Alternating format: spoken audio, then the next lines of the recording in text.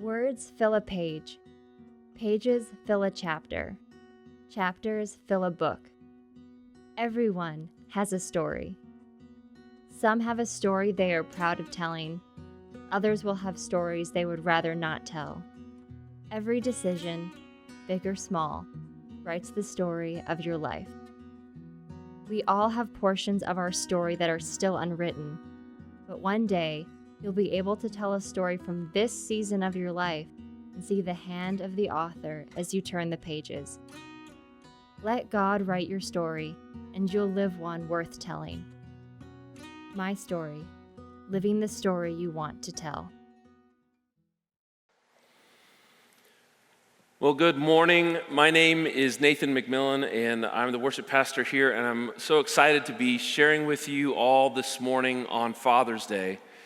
And unless you've been living under a rock here in St. Louis for the last couple days, you may recognize or you may realize that Sunday there was something pretty horrible that happened. I got a caramel corn kernel just stuck in the back of one of my teeth, and it was really painful. But then Wednesday I got it out, and so there was much celebration. Thanks, I really worked at that. You may also be aware that the St. Louis Blues brought home the Stanley Cup for the first time. Yeah. Now, I happen to know somebody on the inside of the Blues organization, and we were supposed to have Lord Stanley's Cup right here. Evidently, it's in Vegas, so apologies for that. But I have to ask you, how many of you had faith after Sunday night? How many of you had faith that the Blues would pull through? Yeah, there's some diehard people out here. It was hard to believe that it could happen, and yet it has happened. And this morning, we're going to take a moment. We're going to talk about the story of one of the most influential people in all of religion, someone whose story spans not only Judaism, but Islam and Christianity, and that is Abraham. Abraham has an amazing story of faith, and I believe we can learn a lot from his life and the impact that he had.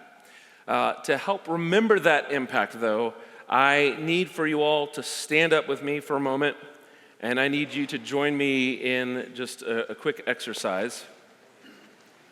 Some of you may know this, and if you do, we are going to jump to the end for brevity. But here we go. Father Abraham had many sons, and many sons had Father Abraham. I am one of them, and so are you. So let's all praise the Lord. Right arm, right foot, nod your head, turn around, sit down, sit down, sit down. All right. I'm really proud of you all as your worship pastor. That was pretty amazing. Now that the blood is pumping a little bit, let's dive into the story of Abraham. And you can find the story on the YouVersion app, or you can go to efree.org/Bible, and we'll be looking at Genesis 12, 15, and 22. So before we get into this, I want you to recognize that there is a difference between faith and obedience. And we're going to talk about God's call and God's promise in Abraham's life. So in Genesis 12:1, it reads, "The Lord had said to Abram, 'Leave your native country, your relatives, and your father's family, and go to the land that I will show you. I will make you into a great nation. I will bless you and make you famous, and you will be a blessing to others. I will bless those who bless you and curse those who treat you with contempt. All the families on earth will be blessed through you.' So Abram departed as the Lord had instructed. Then the Lord appeared to Abram and said, 'I will give this land to your descendants.' And Abram built an altar there and dedicated it to the Lord who had appeared to him. And in Genesis 15, it reads, "Then the Lord took Abram outside and said to him, 'Look up into the sky and count the stars if you can. That's how many descendants you will have.' And Abram believed the Lord, and the Lord counted him righteous because of his faith." There's something important in this, is that God's call was active. He was active in the invitation of Abram. And it reads in the original Hebrew language that while God was in the act of inviting or calling Abram, that he got up and left. Now, this is pretty huge, because how many of us, when we're asked to do something, have some sort of qualifying question that we need to ask? I know I'm that way. I need to know all the data. I have to have all the answers before I want to get up and I want to move. We want to know what to expect. And I know that I'm always looking to understand more by asking more questions. And I think we forget that this was going to be no easy feat for Abram. We have this tendency to think that it was Abram, his wife, some goats, and some donkeys. But the reality was, Abram was a wealthy man. We were talking about his entire household. And he did not question God in that moment. You see, for Abram, obedience was greater than knowing all the details. And so while God was actively inviting, Abram was actively leaving. So next, I want to talk about delayed obedience. And as someone who has kids, and as someone who was even a kid once, believe it or not, I can relate to what I call delayed obedience. I know that if I ask my kids to do something, for example, to come down for dinner, they may wait, and they may wait, and they may wait, and then they may come down. And that may seem like they've been obedient, but the delayed obedience is disobedience. And so what we see from Abram's example is right here and a right now kind of faith that leads to action. Lastly, God's promises are fulfilled beyond today, and they impact future generations. We can often forget that God did not fulfill his promise to Abram overnight. God had made a covenant with Abram, and a promise that was made and then fulfilled over 2 decades. And with that fulfillment comes a new identity. Abram was exalted father. He's now known as Abraham, father of many nations. And Sarai, his wife, princess, is now called Sarah, my princess. And she is told that she will be the mother of nations. In all this, Abram's got a lot going against him too. He and Sarah are both really old when they are made this promise, made this covenant. Abram's a liar. He's lied multiple times to save his own skin. And he and Sarah both laughed at God when they are told that they would conceive a son. And yet, God still provides. Later, Abraham would face another decision, to choose to obey through faith or to hold tightly to the gift he had been given and the promise that he had seen fulfilled through Isaac. And in Hebrews 11:17 through 19, it shows us 3 aspects of Abraham's obedience, fueled by his faith in the greatest trial he would ever face. So in Hebrews 11:17 it reads, "By faith Abraham, when God tested him, offered Isaac as a sacrifice. He who had received the promises was about to sacrifice his one and only son." Now, this story can make us want to question God's character. How could a loving God ask Abraham to sacrifice his only son? And some would want to criticize the story and dismiss it on the grounds that it is some sort of caricature of the God of the Bible. But I believe that the only reply to this is that we, as finite human beings with finite minds, are not in a position to question the all-knowing, all-powerful, all-present God. So God's character does not contradict his promises. So let's be clear on that. And the second problem here is more or less related to the first, because we all feel the problem of God asking Abraham to sacrifice his son. And there is an unconscious tendency to want to read this story backwards. So we start with the fact that Abraham ended up not having to sacrifice Isaac. And we say, see, God never wanted Abraham to sacrifice Isaac in the first place. And although that statement is true on one level, we risk missing the meaning of the text if we go too far down that road. And whatever else we may say, it is unquestionably true that God asked Abraham to sacrifice his son. And in Genesis 22, it tells us what's at stake. It says, sometime later, God tested Abraham's faith. Abraham, God called. Yes, he replied, here I am. Take your son, your only son, yes, Isaac, whom you love so much, and go to the land of Moriah. Go and sacrifice him as a burnt offering on one of the mountains, which I will show you. Now, it would have been enough if God had simply just said, take your son. But he qualified it. What he asked in three ways. He says, your son, your only son, the son whom Abraham and Sarah had waited for 25 years, the son whom you love. Which that might seem as though God were mocking him, but I believe these words were meant to reassure him that God knew what he was asking. And by saying it that way, Abraham would know that God understood what it would cost him to obey. You know, God's kindness is on display in this text, and it's on display even when we cannot see it. So let us be really clear what God is asking at this point. He wanted Abraham to travel with his son Isaac to the mountain and build an altar of stones. He would then make a platform of wood on the stones, and then Abraham was asked to have Isaac lie down on the wood. Then he would sacrifice Isaac just like he would a sacrificial lamb, and then offer him as a burnt offering. This is what God told Abraham to do. Again, Abraham has a choice. He can choose to delay, choose to question, but either you obey or you don't.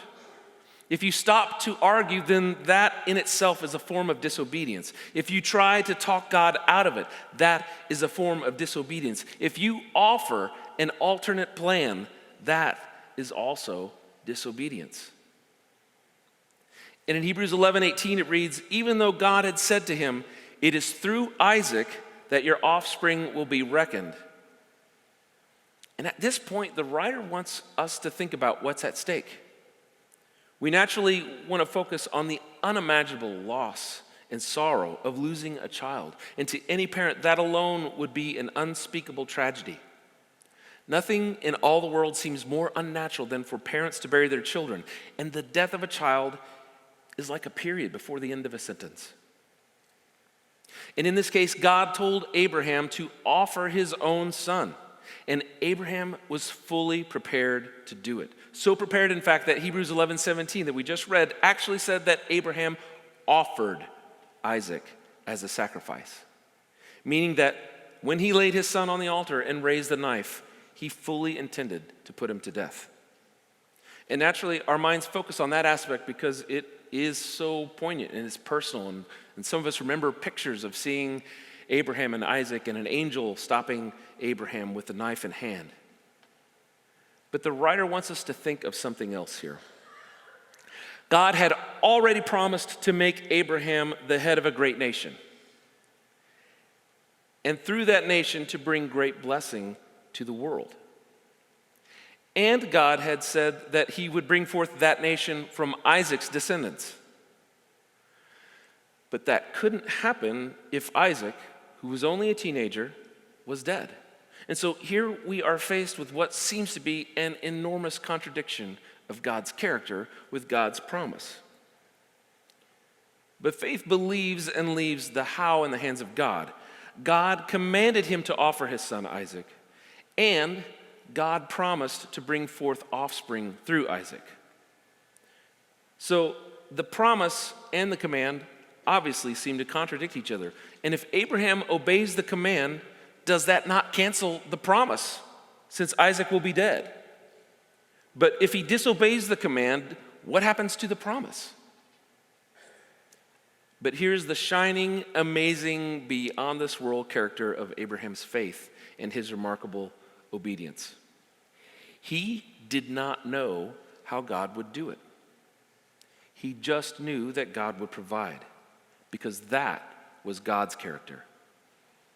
So here's a lesson for all of us in this. When God makes a promise, it's foolish to wonder how he will keep his word. Faith does not reckon with the how. Faith believes and leaves the how in the hands of an almighty God. And if we spend too much time trying to figure out how, God will take care of us. We're likely to talk ourselves into a corner and be disobedient in our delayed obedience. Now, we can view this in hindsight and being able to read the back of the book, but remember that Abraham had no idea what was about to happen when he and Isaac started on the 3-day journey to the mountain. He set out to obey God, knowing the one who had called him to offer his beloved son would somehow solve the how question in his own way. And there are times in life when our only job is to take the next step. We aren't called to figure out the big picture or to explain where it will lead. God says go, and we go. God says stop, and we stop. He says, give me your dearest possession, and we offer it to him.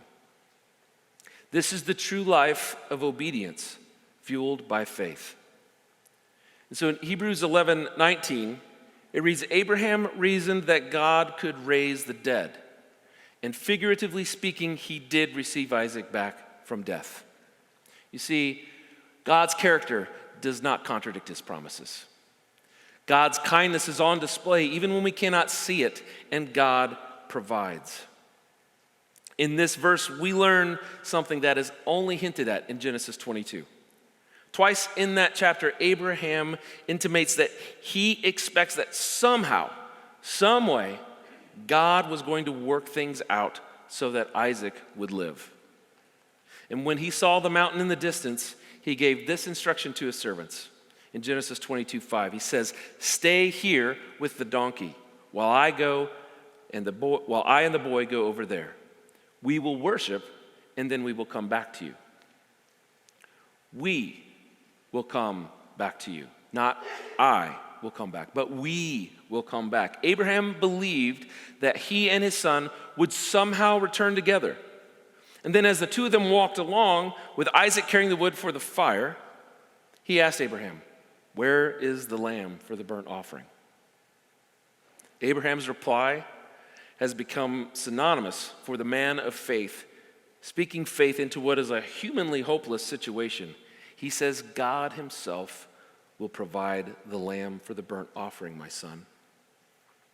You see, faith believes, obedience acts, and we leave the how in the hands of God. I mean, can you imagine this? Just for a moment, the writer of Hebrews tells us why Abraham could talk like that. He believed that God could raise the dead. He didn't know how. He'd never seen it happen before, but Abraham believed that he and his son would somehow return together. He reasoned from what he knew about God's character to what he knew about the situation. And the only thing he could come up with is, I'm going to put my own son to death, and then God will raise him from the dead. That's pretty fantastic if you think about it, especially since no one in history had ever been raised from the dead, and this happened 2,000 years before Christ. But now we can stand back and we can see the story in clear perspective. Did God ask Abraham to sacrifice his son Isaac? Yes. Did Abraham know in advance how the story would end? No. Specifically, did he know how God would provide with a ram in the thicket? No. And well, then, what was it that Abraham knew? He knew what God had asked him to do, and he knew what God had promised to give him, a son, through whom the world would be blessed. What he didn't know was how God was going to reconcile his promise to bless the world through Isaac and his command to offer Isaac as a sacrifice. Happy Father's Day, right? It is at this point that we see Abraham's obedience fueled by faith at its highest and its best. And even though the command made no sense from a human point of view, Abraham intended to obey it anyway. And he meant to obey God's command, even though it meant killing God's promise. So how could a man do such a thing? Because he believed that God could raise the dead. And it's in Genesis 22 that we see what a man would do for the love of God. But it's in the core of the Gospels that we see what God would do for the love of man. Abraham offered his son. God the Father offered his son. Isaac carried the wood. Jesus carried the cross. Isaac was laid on the altar. Jesus was nailed on a cross. Abraham was willing to put his son to death. The Father willed that the son should die. The ram was offered in the place of Isaac, and Christ was offered in the place of sinners. Abraham received his son back figuratively. Jesus literally rose from the dead. So what do we take away from these stories of obedience? Well, I believe that God leads us up to the mountain again and again and again, and we are asked to sacrifice the dearest and best in life. And often these things are good. Often these things are great. But they aren't better than the one who gives them to us.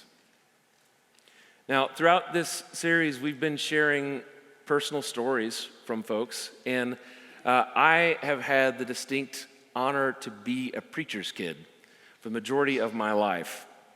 And it is Father's Day, and I know that my mom and dad are watching this from Florida right now, so happy Father's Day, Dad. And throughout my entire life, I was used as sermon illustrations, and I got paid $5 every single time. Well, today it's my turn. I get to use my dad as a sermon illustration. We are not accounting for inflation, so $5 is still going to be sitting on the nightstand when they come and visit us later this week. But the story about my dad, if I could sum it up in one word, it's obedience. Here was a man who had created a career for himself. As a medical professional, he was here in this area. He and my mom were both born and raised just over the river in Illinois. Married as high school sweethearts, celebrated their 53rd wedding anniversary earlier this month. And he was the chief radiologist for one of the more prominent hospitals here in town. And at the age of 35, he felt God calling him into ministry. So that meant leaving everything that he had, a career that he'd built for himself. It meant leaving his identity. It meant leaving his security. It meant leaving his family. And for those that knew him well, this did not make sense. It seemed to contradict what God was leading him to up to this point. And even though it cost him nearly everything, his desire to be obedient to what God had called him to was something that could not be matched. And for me, in my own life, at the age of 39, I left a career that I had established for myself of nearly 20 years. I felt like I had it made. Man, I had the corner office with the view. I could sit back, take it easy if I wanted to, honestly. Not really have to work for the things that I had established for myself up to this point. There was a lot of safety. There was a lot of security. There was a lot of identity that I had in my title and what I did. And at the age of 39, I remember standing on the shoreline of the Atlantic Ocean, and I remember watching the waves roll out, and I remember watching the waves roll back in. And there was a faithfulness to these waves. They always came back. And And I remember having the conversation with my wife that day. I don't know what God's doing in our hearts, but I don't want the safety and the security and the identity of the things that I think make me who I am to be the things that keep me from the safety and the security and the comfort and the knowledge of the identity of who I am in Christ. Shortly after that, we got a phone call from a friend, seemingly out of the blue, with an opportunity to leave the marketplace and go into ministry. And so that was 5 years ago, and that was a scary moment to put to test these things that we had been talking about, this safety, this security, this identity. And much like Abraham, this happened in October, and we were gone from Florida to Colorado in a matter of 2 months. We packed up our household. We left. And then coming here as your worship pastor, this has been an amazing journey for us. And I know many of you know that I'm going to be stepping down from this role in the coming months. And this is something that has been a pure joy. It's been challenging. It's been a pure joy for us to serve in this way. And being your worship pastor wasn't bad or evil or wrong. It was a fantastic thing.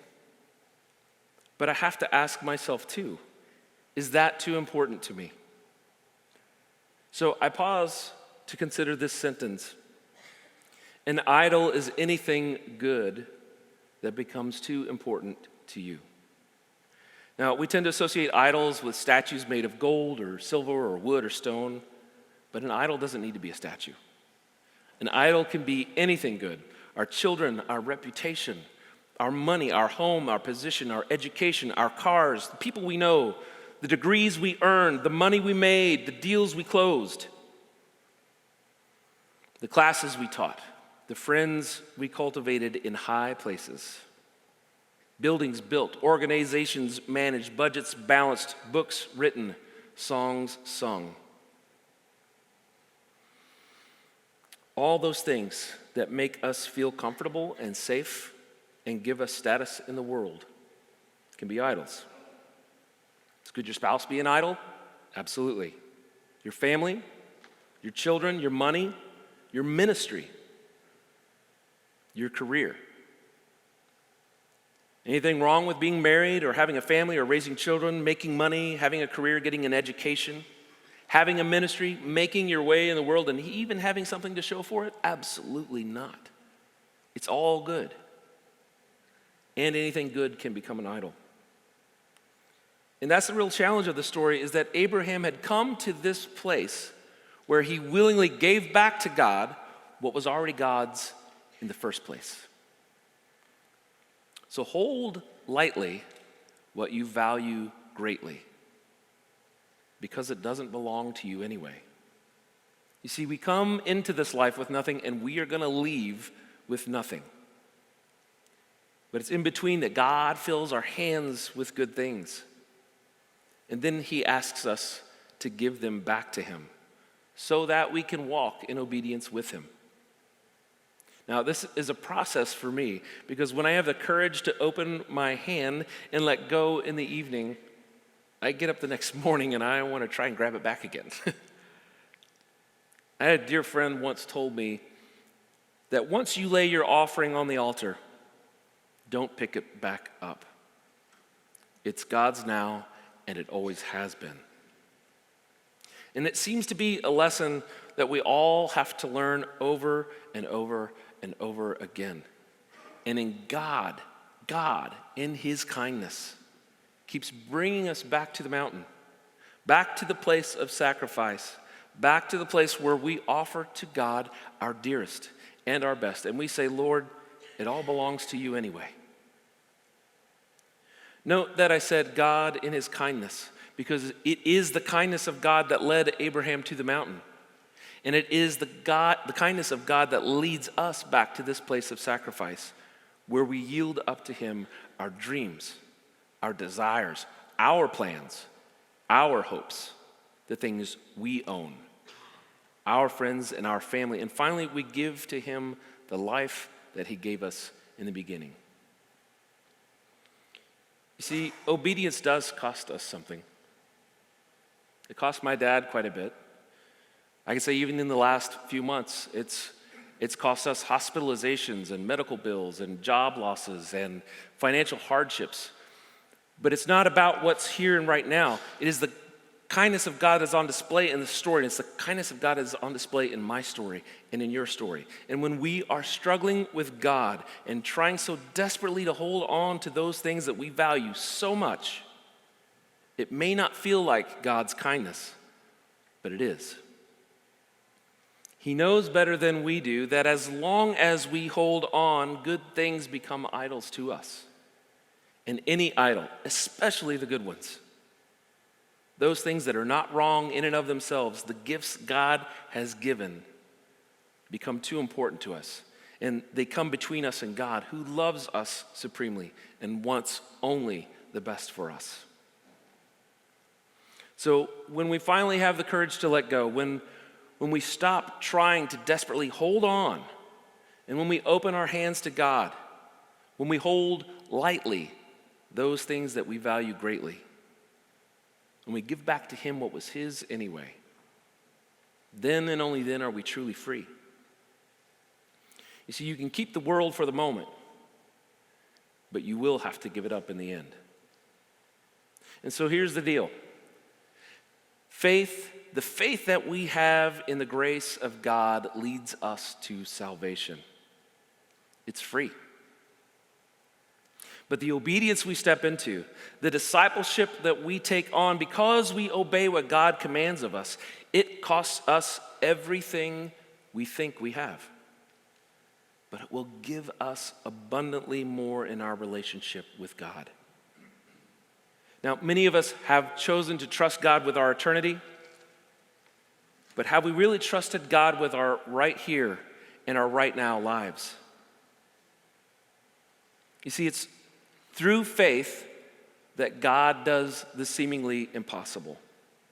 It's through obedience that God does the immeasurable. And faith fuels obedience. It's important to remember that Abraham never possesses the land that God promises during his lifetime. And he never sees the breadth of his descendants as stars in the sky before he dies. But his obedience had an exponential impact. And so it is with us. We may never see the impact that our obedience has. We may never realize it in our day, but a life wholly devoted and obedient to God will have an exponential impact beyond what we could possibly imagine. In a little bit here, the worship team is going to come back up, and they're going to lead us in a new song. And it's titled Build My Life, and some of the lyrics of this song are this: I will build my life upon your love. It is a firm foundation. And I will put my trust in you alone, and I will not be shaken.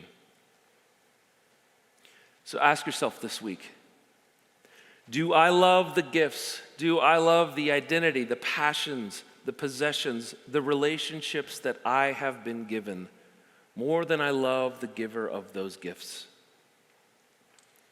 Do I love the promises more than the promise maker and promise keeper?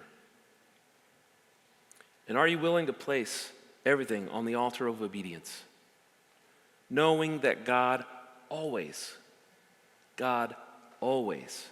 has something better, and that He always finishes what He starts? So it's through faith that God will do the seemingly impossible. It's through our obedience to Him that He does the immeasurable. And it's our faith that fuels that obedience. Can you pray with me? God, we are so grateful for your love. A love that we can build our lives on that firm foundation. We're grateful for your grace and your mercy. And God, we're grateful for your kindness. the kindness that leads us continually to the mountain to give back to you what is already yours. God, I pray that in the weeks to come that we would truly hold lightly the things that we value so greatly. I pray through our obedience to you that, God, you would do the immeasurable things that have impact long after our days. And pray that you get all the glory. For it's in your name we pray.